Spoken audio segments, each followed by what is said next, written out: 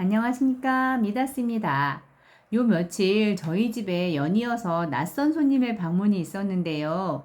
오늘도 이른 오전에 한 팀이 다녀갔고 내일도 방문을 예약해 놓은 상태입니다. 일반 가정집에 무슨 일로 이렇게 손님이 예약까지 하고 오는지 궁금하시죠? 다름이 아니라 지금 제가 거주하고 있는 이 집을 매매하기 위해서 집을 보러 오는 매도 예정자와 공인중개사님들의 방문이었는데요.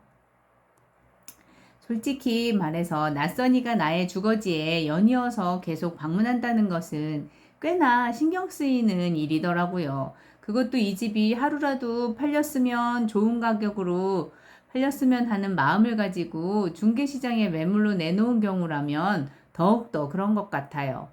평소에 식구가 많은 것도 아니고 아이들이 다 큰 성인이라서 집안을 어지럽히는 일은 거의 없지만 아무래도 누군가가 방문한다면 한 번이라도 더 정리하게 되고 한 번이라도 더 청소를 하게 되는 것이 살림하는 주부의 마음이라고 생각됩니다.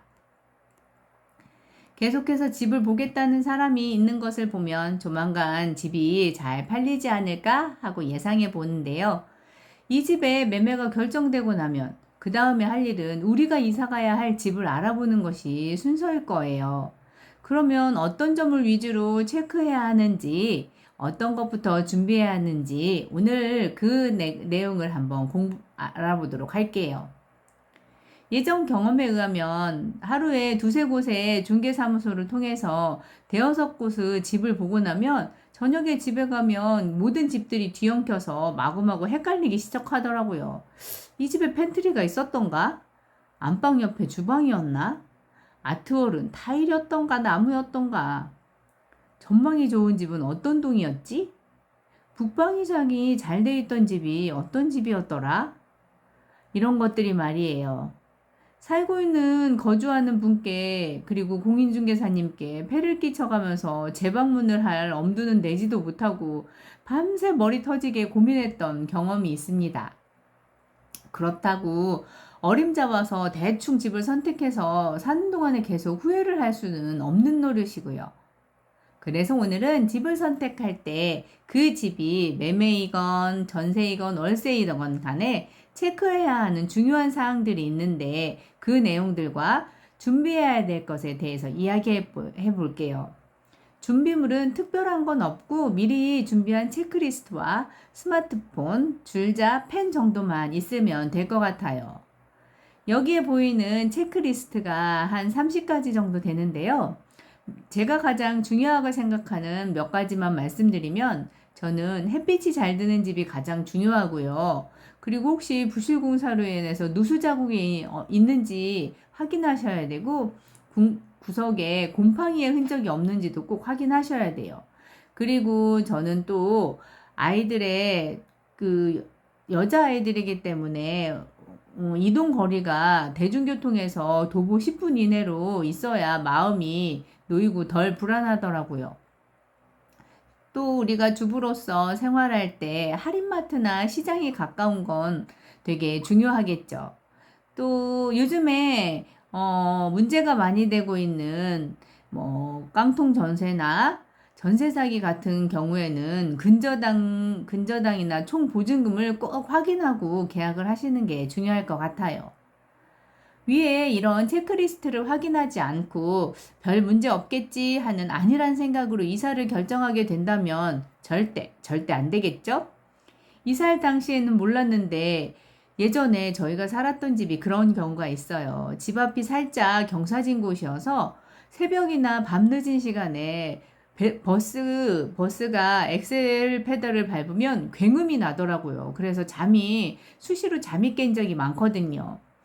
그리고 근처에 만약에 혐오시설, 예를 들면 고물상 같은 혐오시설이 있다면 여름철에는 벌레와 악취로 창문을 열고 생활하기가 곤란하다거나 지은 지 오래돼서 외풍이 심해서 겨울철 결로로 인해서 곳곳에 곰팡이가 생겼다거나 이런 경우라면 편안하고 아늑하게 쉬어야 하는 집이라는 공간이 스트레스를 받는 온상이 되고 말 거예요. 미리미리 체크리스트를 준비해서 집을 보러 다니면 여러 집의 장단점을 한눈에 쉽게 비교해 볼 수도 있고 이렇게 비교하다 보면 분명 마음에 드는 집을 찾게 되겠죠. 그러면 그때 재방문을 요청해서 다시 한번 꼼꼼히 체크하시면 되는 것이고요.